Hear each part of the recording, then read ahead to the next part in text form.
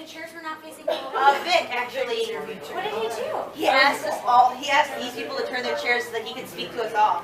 Oh, so he turned, wait, where was he? He stood right in front of the doors. He didn't have a microphone. He didn't have a microphone. Oh, so he just stood right in the middle. Yeah. Got it. I don't know if I need this, but we have it, so I'll use it. And there's water, great. How are you guys? Just fine, a little tired, but... Understandable. It's a long Friday. It's been a long... Have you guys been here all day, or did anybody like just get here a little while ago? I've been here all day. All day. Sweet. I've been up since... You've been up since 1? Oh, that's right, because you had to catch the Greyhound this morning. Yeah. That's right. You caught a Greyhound at 3 a.m., right? Yep. After working 8 hours.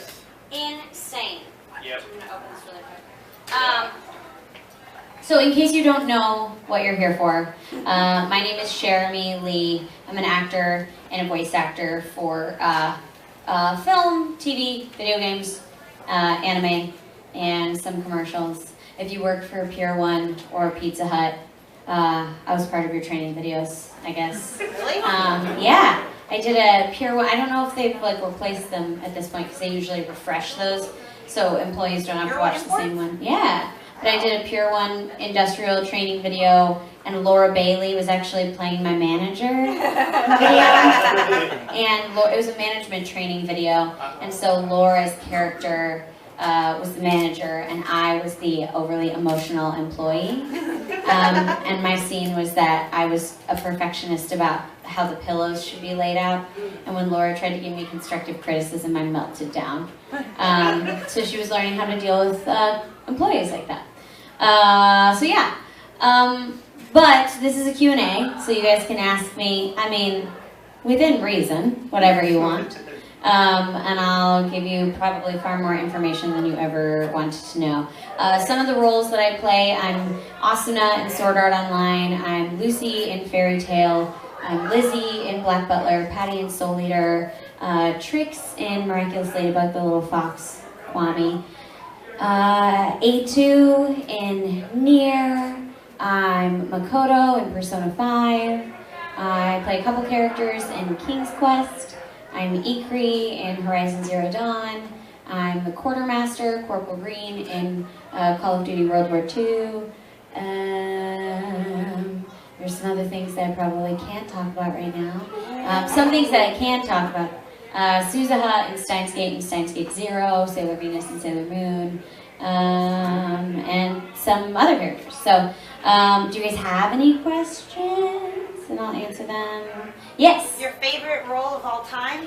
It's so hard to pick a favorite because I've been acting since I was 6, and I know I just turned 30, so I know what it's like to not have a job and to want a job and to audition so many times and not get cast.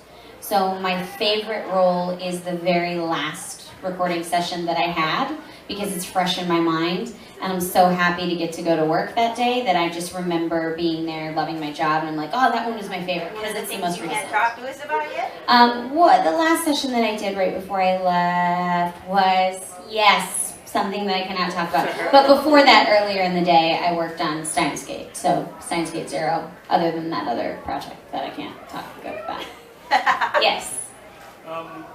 Is, like, anything that you've not done, like say in the past that you've watched, has there been any characters that you wish that you could have gotten that role? Like, not like since before you started your voice acting career. Well, something you saw growing up. Sure. So I started voice acting when I was 7, and I didn't really know that that's what I was doing. I was just auditioning, going to auditions, just the same as I would go to a commercial audition or a film audition. I would show up and do a voiceover audition for a radio commercial, for Children's Medical Center, or for Disney World. I worked at Radio Disney I still work at Radio Disney actually, but I used to do all of the promos for them when I was 8 years old, and then I wrote all the scripts for the 3 stations, and then I had my own show and would run my own board from 8 to midnight and was live on the air.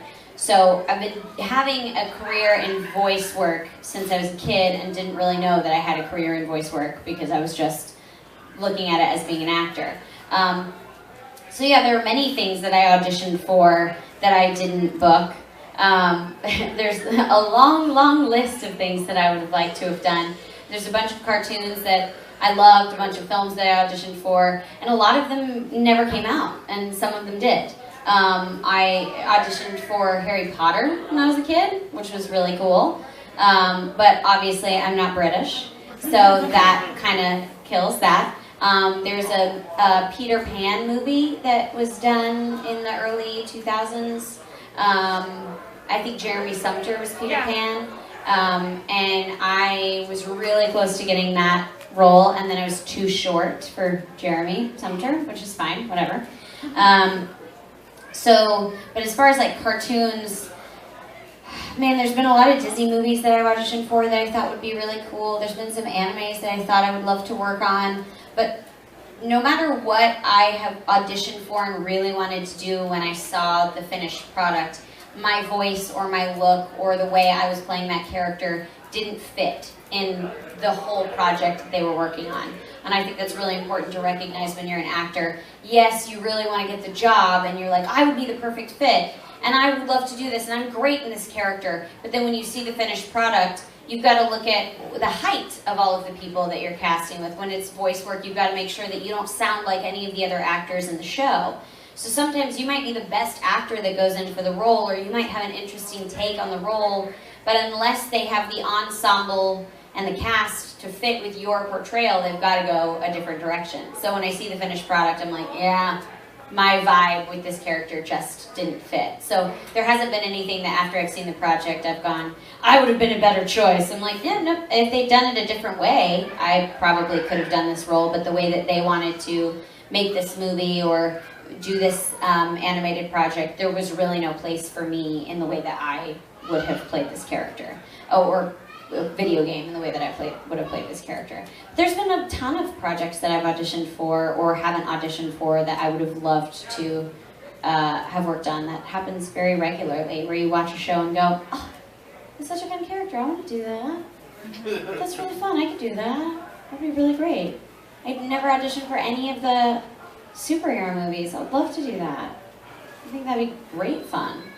So yeah, it's a daily thing to go, man, I love that role, and I didn't get to play it. That's just kind of how it goes being an actor. It's constant rejection. People go, constant disappointment. I'm like, yeah, but you got to find your own happiness. So my time is for 5 minutes when I go in to read that role or play that character. I am that character for those 5 minutes. It might be the only 5 minutes I ever get to play that character, but I've got to really enjoy that, 'cause I might have to say goodbye to them after that, and somebody else will get to play them for years and years, or maybe just a couple days. But you got to become at peace with that, because you're going to get rejected regularly. I've probably been rejected so many thousand times in my life. So much fun. Yes. How did you end up getting the role for Komaru in the video game? So that was an interesting situation. I just, in LA, usually the way that we find out about auditions is they'll send us an email and they'll attach the character breakdown or the sides. And sometimes they'll send us videos if it's for an anime or they want us to sync, try to do the best sync that we can. But usually in Dallas, they'll call you in and have you audition for stuff in person.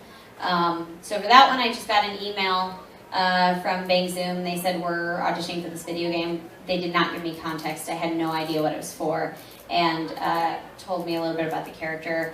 I saw a couple of the cutscenes at the beginning and thought it was so cool, the style of the art and the animation and how the style shifted so many times throughout the game.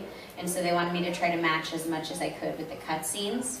And I really wanted to play that character because I fell in love with the cutscenes, with the art, and just with her arc in general. They didn't tell me what game it was for. It was just, they said it was for D.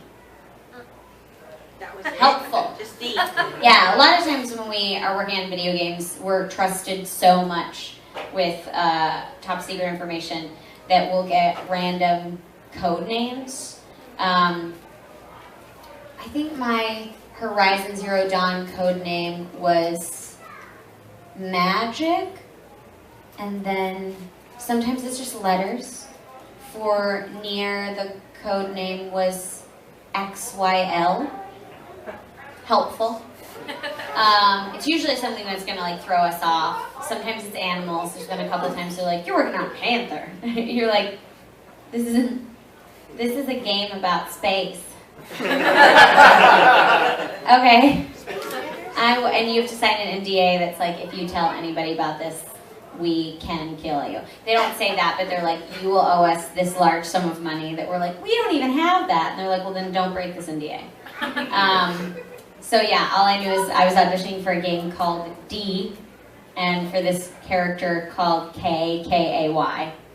Obviously that's not her name, but I was not trusted with information. So it was very exciting when they said, oh, it's actually Danganronpa. I was like, oh, I know this series. They kind of had to give it away because when you start recording the game, and you're like, well, there are these large bears that are, you know, they can eat you. And you're like, oh, like in Danganronpa.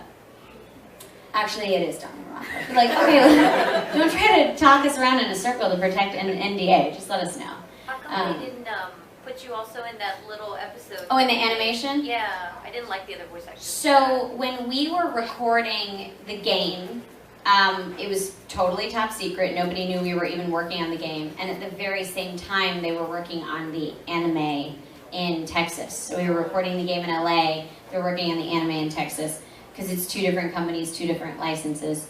And so they didn't think that anybody had plans to dub the game, so they didn't investigate like, oh, they're working on a game. They're obviously, we'll check in and see if there's another dubbing actor. So it was just 2 things happening at the same time. None of the information was released, and they had to move really quick because that was a simuldub. So they were like, well, there's no actor for this role, so we'll just cast another one. But a couple people were like, were you really mad? I'm like, no, Alexis is a really good friend of mine, and I thought we both did, you know, different takes on the character with what we were inspired to do, and that's kind of cool. So, hello, yes. Did you always say you were always a fan of anime, or was that something that happened because of the work? I was always familiar with anime, and Sailor Moon was a show that I watched growing up, and I enjoyed it. I knew of Dragon Ball Z, and I thought it was fun, but it wasn't like a show that I was like invested in. And Pokemon, I would do Pokemon card games with my brother as like a way to bond on the weekends. He always won. I guess that was our bonding experience. He liked me because I would lose to him. And I would try real hard. I also like to collect things, so the whole idea behind collecting a bunch of cards, spending my parents' money to get cute, sparkly things, like really fun when I was a kid. So I was familiar with anime. I thought it was really cute, but I didn't know that anime went beyond those 3 shows. I thought anime was just Sailor Moon, Pokemon, Dragon Ball Z. So when I had my first audition at Funimation for Peach Girl, I was like, this is so weird. This is like a teen soap opera kind of show, but it looks like anime, and everything is like in a pink, soft focus. What is happening? It's like anime, but not. And they were like, no, it is anime. I said, no, because anime is Pokemon, DBZ, and Sailor Moon. And they said, They're like, oh, sweetheart. And then they said, we'd like you to come to a convention in Boston. And I said, why? They said, those people are a big fan of the show. And I said, how are they a big fan of it? Like, we just started working on it. How does anybody know about it? And they're like, oh, sweetheart. So my mom and I went to Anime Boston for the first time. We're seeing everybody in cosplay, and we're like taking all of these pictures. I'm like, oh, this is insane.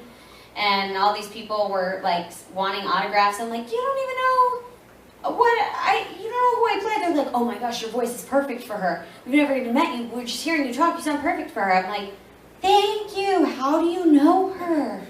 How do you know about this character? They're like, we've seen it subbed. I'm like, what does that even mean? So we premiered the episode, and everyone said, oh my gosh, have you gotten to episode 19? You won't believe what happens. I'm like, no, we're on episode 7. Well, how are you on episode 19? I was just so overwhelmed and so confused. But it was so much fun. My mom bought every anime cat she could in the vendor's hall. And I bought like all of this fun stuff. And I was like, it'd be really cool to like do more of these animated shows and like go to more of these conventions. Like they should do more than just this one. And they said, what do you mean just this one? I was like in Boston. Like, you could have one in other cities. And they're like, They do.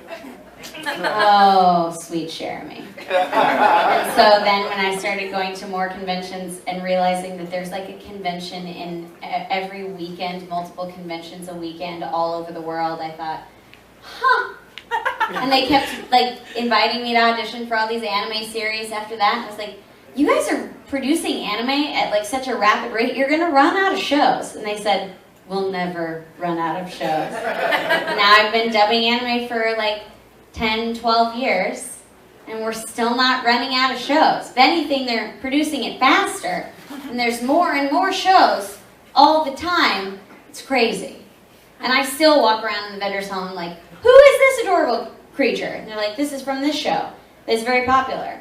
And I work in anime, so I think I try to know what shows are popular. There are so many shows to keep track of. I don't understand. Some of them I'm like, I've heard of that. What is it about? No, you haven't heard of that. You've heard of this show. I'm like, okay, I don't know. They're all wonderful. So yes, I was a fan of the 3 shows that I knew about. And now I've become an even bigger fan because there are far more shows than I had ever dreamed of.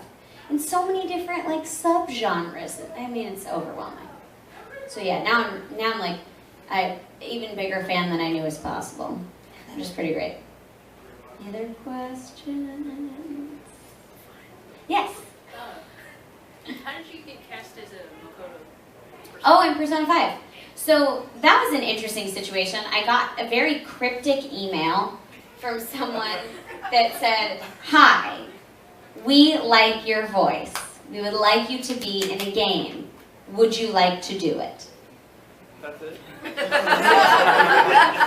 And I responded back, you think it's like one of those spam emails or like a text that I got earlier today that was like, hey, are you this person? And you're like, new phone, who this? So I like messaged back, I was like, could I get a little bit more information? Do you know who I am? And they're like, yeah, we got your information from so-and-so. And I was like, oh, okay, real person. So then I text my friend, and I'm like, did you give my information out? They're like, I'm so sorry, is that okay? I was like, no, you might have gotten me cast in a game. I'm not mad at you. I just, like, need to know where am I going. I don't want to show up at a dark alley in the middle of Los Angeles and be like, I'm here to record a game. And they're like, cool, we're going to murder you. And we're going to release it. We'll mocap it and put it in a game, so your death will be in a game. I just don't really need that. But like in this day and age, you just don't know. So I texted my friend, she was like, oh, it's this great studio, you'll love to work with them, PCB, they're lovely. And so I said, sure, awesome, I would love to audition. And they were like, no, we're gonna cast you. We haven't figured out who we're gonna cast you as, but we wanna cast you in the game. Are you available to come in for a session next week? And I was like, sure. So I showed up, and I'm like, I don't know what I'm doing. I didn't know if I was gonna live to tell about it. I go to this like beautiful house.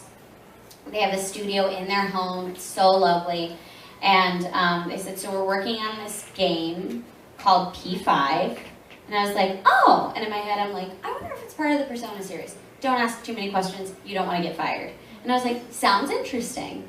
And they said, so we think we want you to play this character, but we're going to tell you about all the characters and see what you think. And so they told me about all the characters. And then when they got to Makoto, I said, I'm going to stop you right there. Is this the character that's already cast? Because if it's not cast, I really I love this character. And if it is cast, please don't tell me any more about it, because I'm falling in love with this character, and it's just going to hurt when you go, and it's played by your best friend. And so you're like, oh, I love her, congratulations, I wanted that one. And they were like, no, that's your character. I was like, yes. And oddly enough, when I went to record that day, I showed up in like a plaid skirt, which I don't wear, but for whatever reason that morning I was like, I think I'm gonna wear plaid. Wore a plaid skirt and a vest, and somebody had braided my hair. So I had a braid in my hair. I show up and they were like, you actually look kind of like the character in the game. I was like, oh, can you show me some art? And they're like, it's not finalized, but like we're talking about like a vest, plaid skirt, braid situation. We don't know how it's gonna work. I was like, okay. Well, if I didn't make up your mind, I hope I did now. So then we started working on the game, and usually they'll tell you up front how many sessions you have, or like, we have a lot of lines for you, this is the window which we'll be recording. So usually if they call you in for 4 hours or something, or they don't make you audition, you pretty much assume that you're going to come in for just like a quick couple hours. Maybe you'll play a bit role and then you'll be out. So I went in and recorded 4 hours. They were like, we got some more lines for you, so we have you come back next week. I was like, okay, great. So we scheduled that. This happened about 10 times. And you don't want to ask too many questions, because if you ask too many questions, they think you might be being difficult. But I was like, I'm getting really attached to this game, and I was like, on my way home, I would be like thinking about the world in Persona land. I'm like, oh, that person, what would their persona be? And I was like obsessed with the game. And so I was like, this is kind of getting unhealthy. I should know how long I'll be working this game. So I said, am I like getting close to being done? Not that I want to be done, but like, how many set? They're like, oh, you have thousands of lines left. I was like, really? They're like, you'll be here a couple months. And I was like, yes! So apparently all of the voice actors had that experience. We were all like, oh, are we leaving? Is this the end? Are we going to have to say goodbye to this character? And then when it finally started winding down, then we all were like, oh, now we're really invested. This is so sad.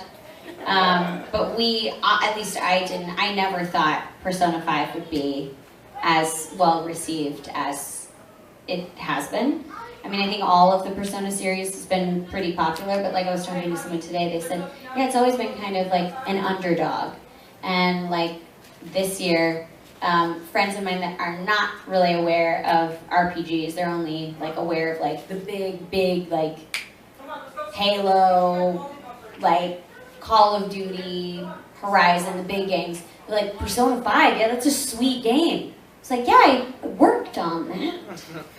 They're like, you worked on that game? That's like a huge game. I was like, it is. Thank you. So yeah, that was a very wonderful, wonderful surprise to work on, and I love my character, and I love that cast so much. I love the game.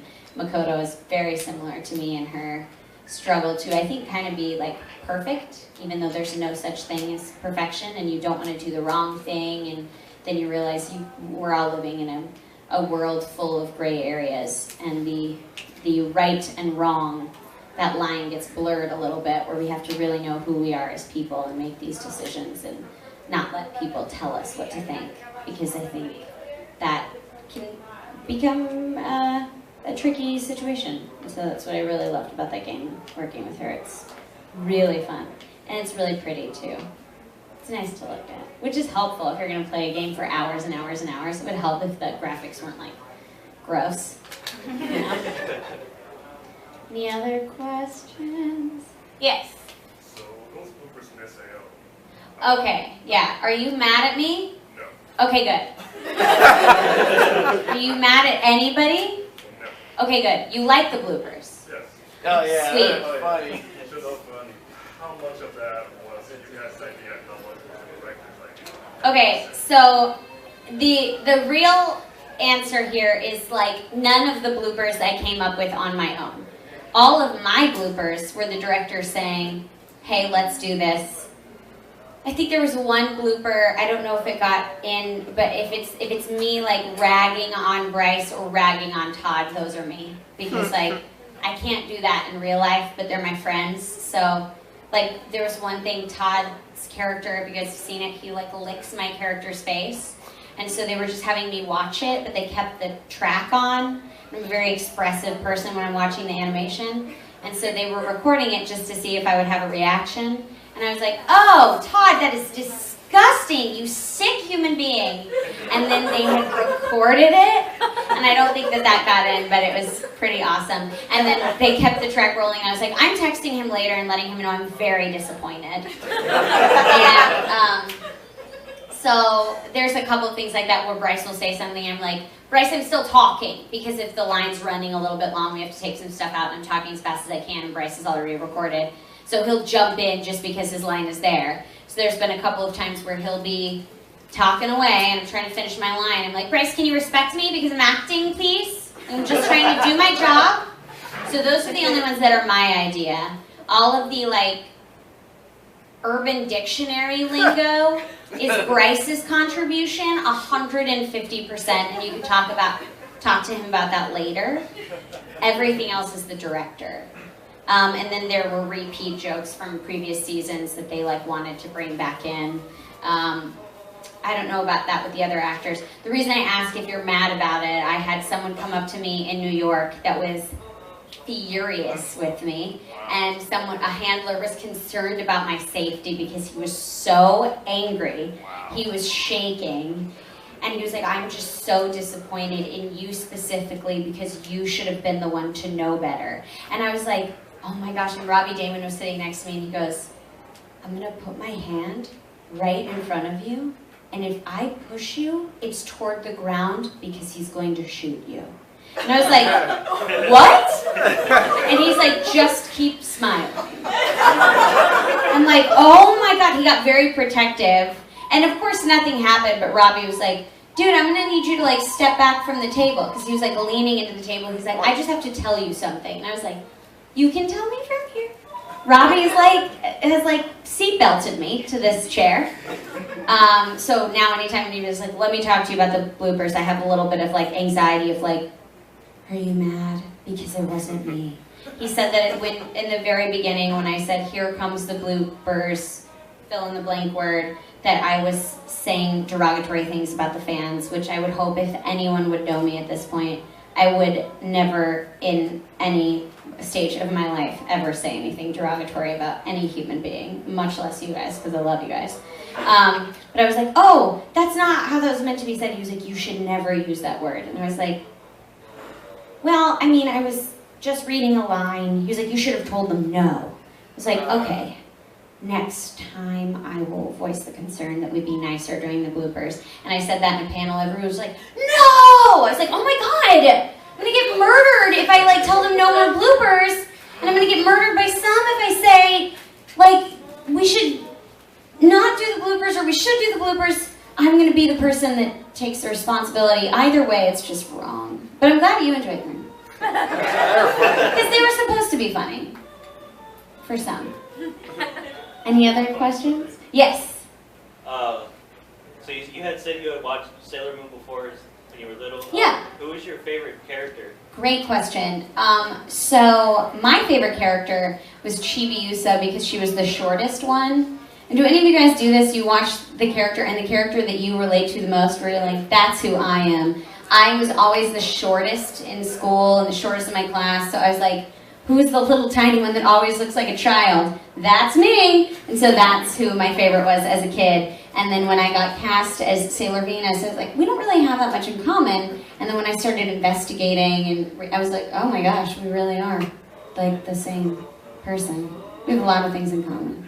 So I love playing her. Yes? If I might say something, Yeah. I was also in that boat because when I moved here and I went to school, there was me and one other girl who we were teased like no tomorrow because the seat limits, we were still required to ride in booster car seats. Oh no! And they teased us really bad for that. That's so not fair. Well, I'm so sorry. But you've obviously overcome it because now you're super strong and confident, which I love. And that's the moral of the story. I'm still pretty short, but I don't care. Look, I'm still pretty short. I'm 5 foot even. My husband is 6'5". So everywhere we go, we're like a comedic duo just by standing next to each other. You just gotta embrace it.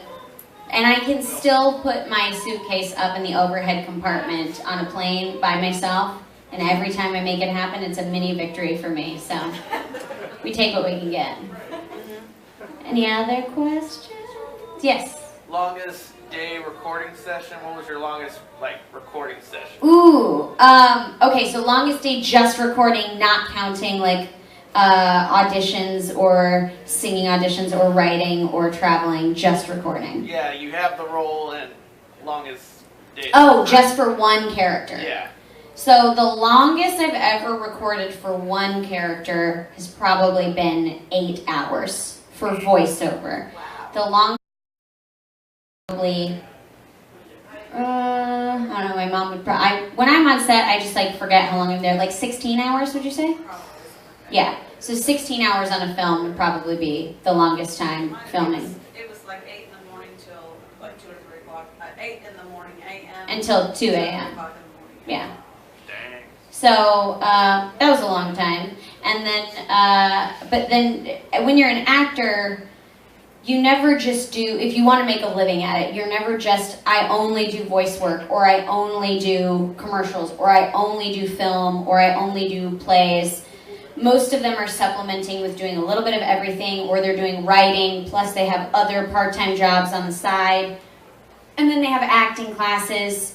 And then if you're doing on-camera work, you have to go work out in the morning. So there was one day where I had filmed a self-tape to send in for a TV show, and we had finished the self-tape at 1 in the morning because my recording day ended so late, and then I had to edit it, so I was in bed by 2:30.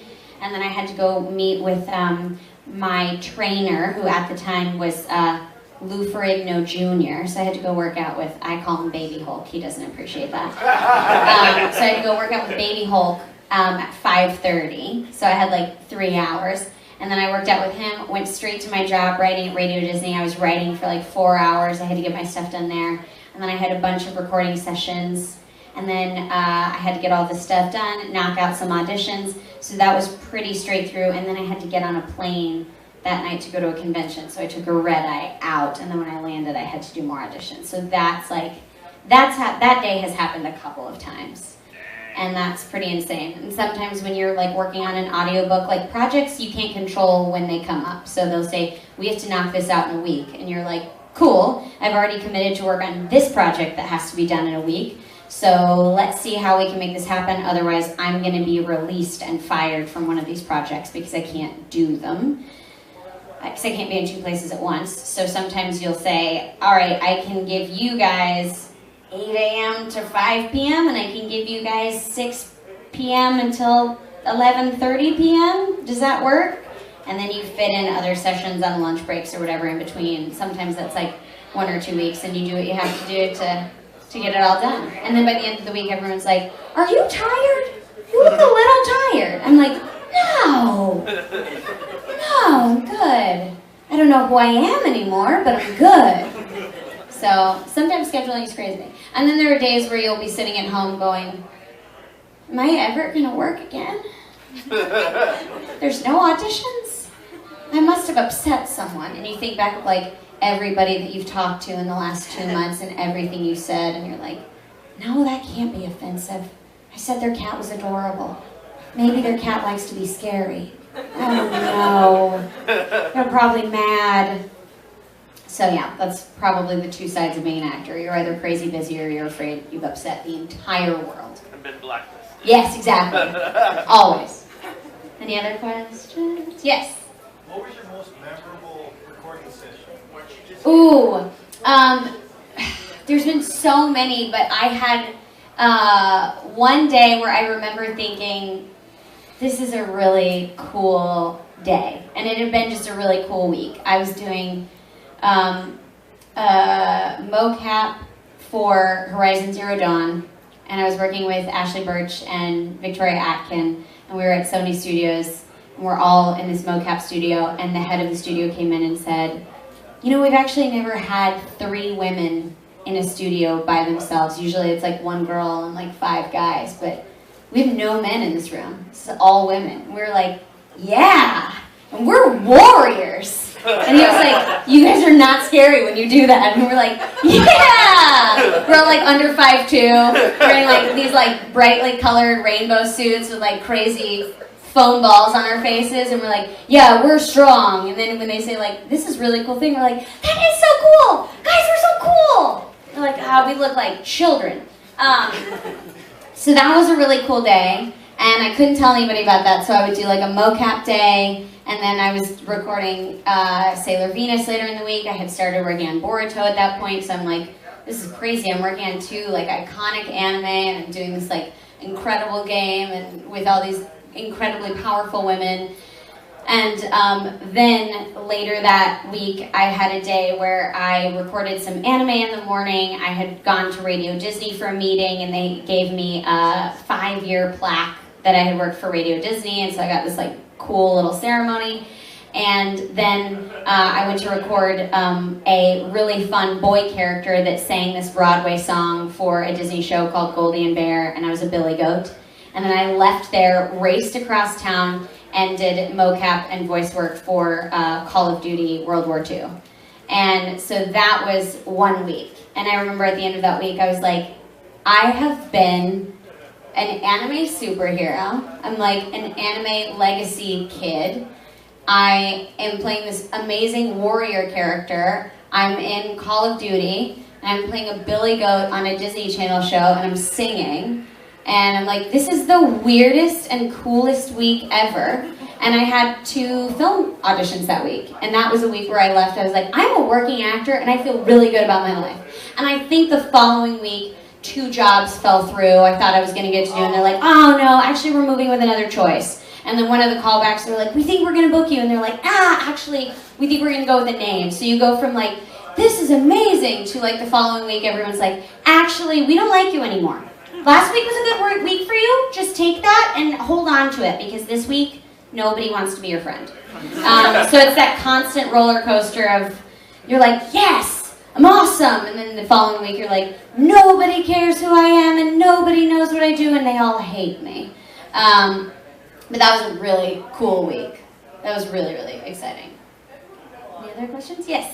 Can you do a few lines as Komaru from Danganronpa? Yeah, my favorite line was the one that I said the most, which was, I'm just an ordinary high school girl. I don't know if I can do this. I don't know if I'm capable.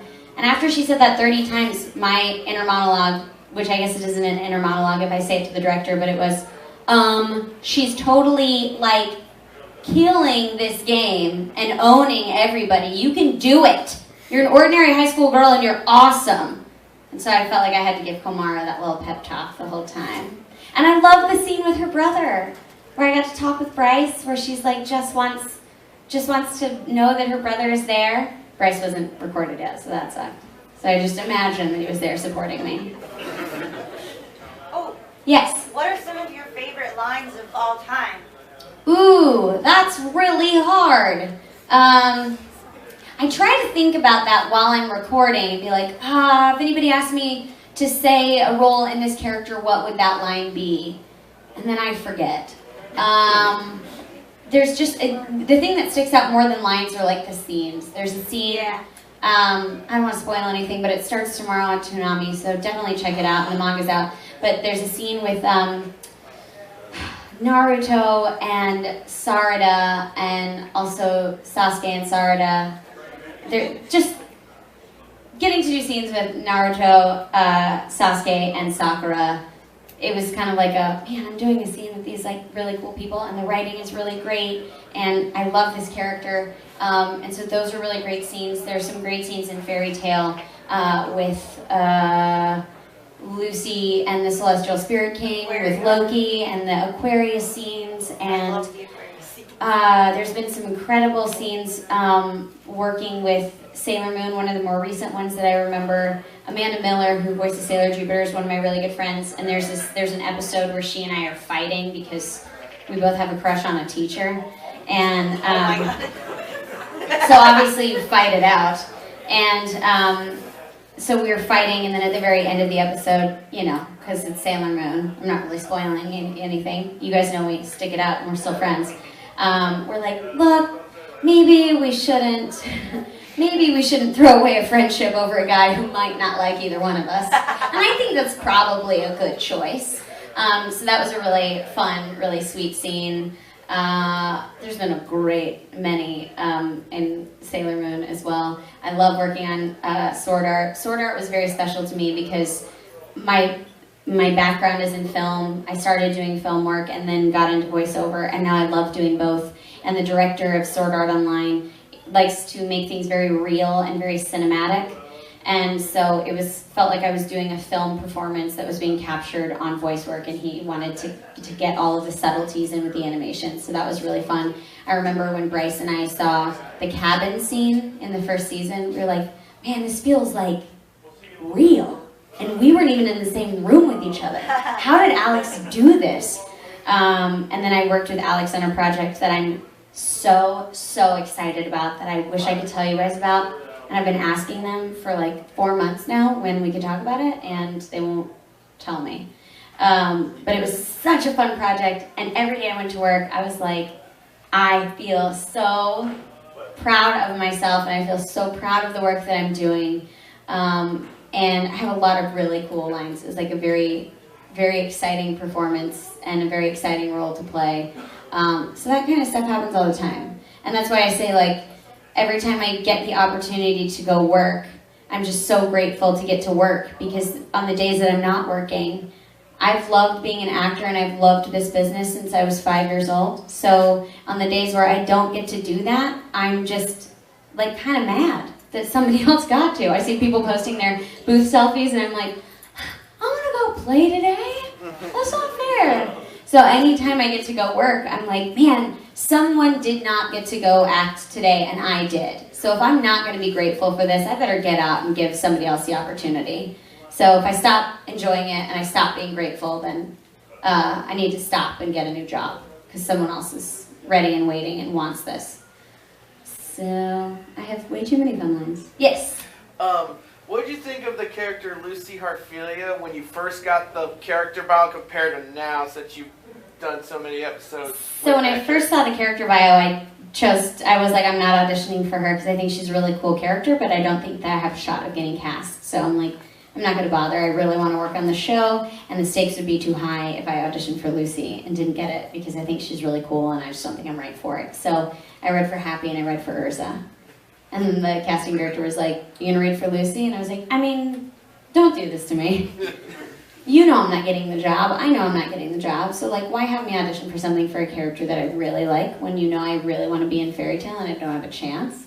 And he was like, why don't you just read the lines? And I was like, no, I really want to be in Fairy Tale. What part of that are you not understanding? And he goes, you know what? This could work. I'm just going to talk to you. And so he had me talk and would ask me questions, and all of the lines were, like, the very first line for the audition was, I really want to be in Fairy Tale, what part of that don't you understand? And I was like, oh, so they got my audition by asking me questions? I don't recommend this for anybody else that didn't know me. You would not have gotten the job, because they would have been like, what a difficult actor. It's like, I refuse to read your lines. It's usually like a job requirement. I don't think you'll get the job if you do that. But he sent me a Facebook message and sent me the Fairy Tale Wikipedia, and he was like, study up. And it was Lucy, and I was like, you know what, this joke has gone on far too long. Now you're just being really mean. And then the talent coordinator who schedules everybody sent me an email. It says, we need to book you for 20 hours for Fairy Tale. And I said, for what? She was like, well, for Lucy. And I was like, okay, Tara, I know you're not involved with the joke, but Tyler is messing with me, and I just think it's like too far. Because everybody at Funimation likes to play jokes on me. And I was like, at some point, it's just mean. And she was like, they didn't say it was a joke. I was like, okay, it's your money. Like, you booked me for the session, my agent is gonna want to get paid. And so, I thought it was just a very expensive practical joke. And it wasn't until we got to New York and they premiered the first 3 episodes, Todd sitting next to me, Hiro Mashima sitting next to me, and I'm like, well, they gotta keep me in the role now. So there's 4,000 people that think I'm playing Lucy. It's gonna be very expensive and very embarrassing for them. And so I looked over at Tyler and I go, guess I'm Lucy now. Joke's on you. And he goes, you've always been Lucy. I really don't understand why you think we were gonna have you record for 4 months and just be like, new Lucy. But I should have known, because they hadn't cast Natsu for a couple weeks. I was like, so who's playing Natsu? And Todd is a friend of mine. He has been a friend for a while. And he was like, ask who's playing Natsu, because I really want to play Natsu. And I was like, look, I don't want to get fired because I'm not the real Lucy. I'm like trying to tread lightly and maybe change their mind. And he was like, okay, well, if you could just like find a way to like bring it up. So I was like, hey, who's Natsu? And he goes, I mean, it's Todd. And I go, Habercorn? And he was like, don't act surprised. I was like, why doesn't he know? He was like, look, I'm just making him sweat it out. And I was like, oh. And so I picked up my phone, he goes, are you going to text him? And I was like, no. no, I won't. But like Todd would find every excuse to like drop by and he's like, hey, how's everything going to Studio A? Studio A. They're like, get out, Todd. He's like, cool, okay. And so when he got cast in Natsu, he was like, I don't know if they were just like trying out other people. And he was like, no, I was always going to cast you as Natsu. I just wanted you to be concerned you weren't going to be cast as Natsu. And Todd was like, I always knew. And I was like, that says a lot about Natsu and Lucy. Like, Lucy is like very insecure about like, maybe I'm not really playing Lucy, and Natsu's like, I'm not even casting, I am Natsu. It's like, well, okay. There you go. So now as we've like worked on the show, I don't know if she is just, if I'm becoming more like her or she is becoming more like me because I've been voicing her for so long that the way they write her is used to the way that I inflect lines. But there are many times where I'm like, well, that's how I would respond to things.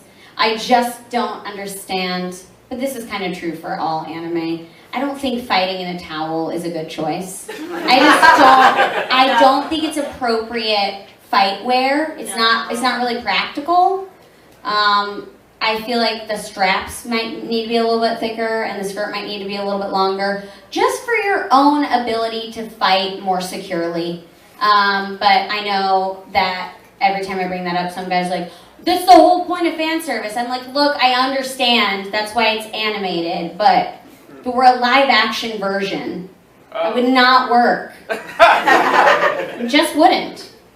But yeah, so I love her very dearly. That's the longest I've ever gotten to play a character. I've been voicing her for almost 8 years. So that's pretty crazy. Yes? What's your favorite episode from Sailor Moon? It's so hard. Either the teacher episode of Sailor Jupiter, because that was a lot of fun, or the nurse episode, where everybody's sick except for Sailor Venus. She's like, I'm going to take care of everyone. And she like almost murders everyone because she's just not good. I don't know. Or the other episode that is one of my personal faves is the double date episode with the Amazon trio, where she's like, oh yeah, I can be in 2 places at once. And every time I see that with any character in any sort of television show or movie, I'm the person that's like, this is gonna backfire on you. This is a terrible choice. You are a horrible person. And your karma will be the end of this show. This is going to end badly. And it's badly always. I don't know why you're doing this. And so then to get to be voicing the person making that choice, it was kind of like my karmic payback for being so judgy whenever I've seen that. Because it was actually really fun to work on. Also her outfit, and that was really cute. So that doesn't hurt. Any other questions? Yes? What was it like voicing Ilya and Ruby? I love Ruby so much. I've been a fan of that show for a while, and so when Carrie from Rooster Teeth messaged me on Twitter and was like, hey, we work on this little show called Ruby, you probably haven't heard of us. I'm like, is this a joke?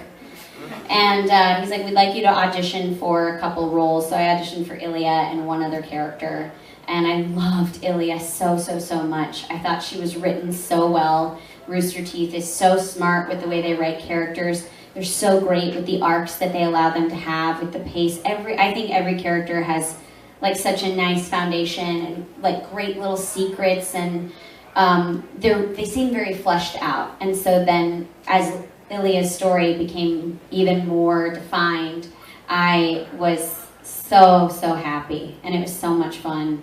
And they gave me a lot of freedom, which was really nice. So I love that character so dearly, and I'm so grateful that they thought I could play her, because most people are like, Cherami being like a warrior who's like really tough and had a rough life as if she lives on the other side of the tracks. They don't usually think of me for that person.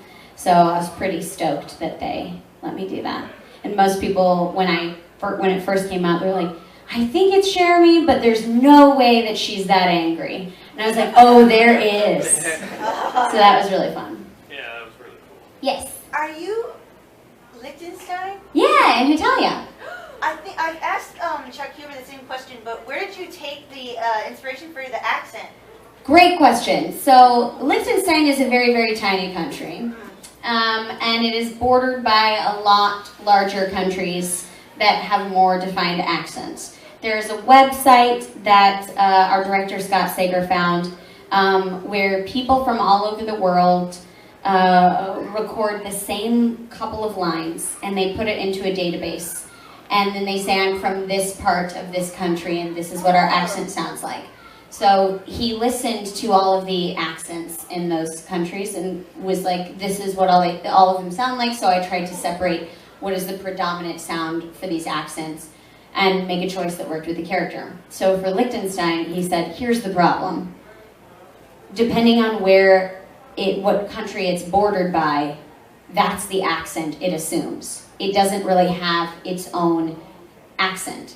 So the people that are closest to Germany sound more German. They just pick up the accent of the larger country closest to their area of Liechtenstein.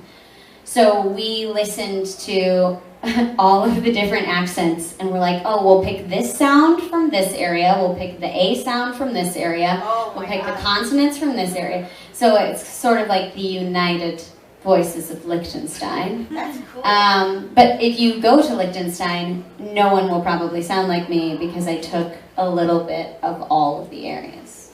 That's pretty cool. Yeah, so it was really fun to work on, and I was so happy that Scott was so invested in Hitalia that he took the time for every single character and every single country to listen to all the accents because he wanted them to be as accurate as possible. Yeah, so it was very fun. Any other questions? Yes? You go to conventions quite often. Yeah. Have you ever run into any other actors, voice actors, or anything that like you literally kind of fan serviced a bit on them? Oh, I have met many actors that I have like freaked out, nerded out about. Last weekend, when I was a kid, Power Rangers was a big deal. My brother watched Power Rangers. Last weekend, Amy Jo Johnson was in Edmonton, and I always wanted to be the Pink Ranger. I did not meet her, but I had like a very like, I don't think it was a stalker-esque curiosity, but it was like anytime I walked by her table, I was like, oh, she's not there. Okay. Just wanted to like look at her and see that the Pink Ranger is there in person. That's really nice. She was never there. So I don't really believe that she was actually in Edmonton with me, but I saw people that had pictures with her, so I know that it was true. Maybe she just sensed that I loved her so much, and she was running away. I also met the voice actor, the Japanese voice actress for Sword Art Online for Asuna, and she and I sort of had like a mutual, oh my god, it's so good to see you, in different languages. I love you so much, you're so adorable, can we have a picture? And our translators were just like, Hold on. one at a time. And so then she goes, oh, you guys actually said the exact same thing. And then we just laughed for a long time, took a selfie, and everyone was like, neither of you are allowed to post that. And we were like, why? So there's a selfie floating around that we're never allowed to post. But that was cool. And I met the Japanese voice actor for Giroro when I was working on Sergeant Frog. And he presented me with this giant plush Giroro that he signed. And in a very like Giroro voice, he was like, this is for my Natsumi, the love of my life. And I was like 19 years old. I'm like, this is so cool. I'm taking my toy. But there's been a lot of cool people that I met working on set. I sort of had a weird moment working with Claire Danes. I worked with her on a film called Temple Grandin, and we did a scene together. We showed up in the makeup trailer. She was like, hi, I'm Claire, it's so nice to meet you. And in my head I'm like, I know exactly who you are. And I could tell you every movie that you've ever been in. Would it be awkward if I recited them all for you? Just be weird, Cherami, play it cool. And so we talked about wigs and bugs in wigs, actually. And apparently in like Shakespearean times, in order to keep the wigs clean, they would put old food inside like the wig head, and bugs would go into the food, and so when people put the wigs on, there would not be wigs in there, like bugs in their wigs. Just like a weird, awkward fact that we discussed. And I met Bernadette Peters. I don't know if you guys know or care about her, but she's really great. She sat with me and held my hand where I got my hair dyed, because I was playing young Leanne Rimes, and then I met Leanne Rimes. I think other voice actors. I met Cree Summer. We were recording together, and I kind of freaked out because I'm like, this is Susie from Rugrats, and we are working together. I am an adult. Don't be a loser. And Ben Diskin was in Hey Arnold, which is one of my favorite shows. And I didn't know that until we were on a panel together. And I've worked with Ben countless times. I love his work. I think he's a genius. But he goes, yeah, and I was on Hey Arnold. And just like tossed it off. And I dropped the mic on the table and I looked over at him and I go, I'm sorry. Like, Hey Arnold, Hey Arnold? He was like, yeah, I was this character. I'm like,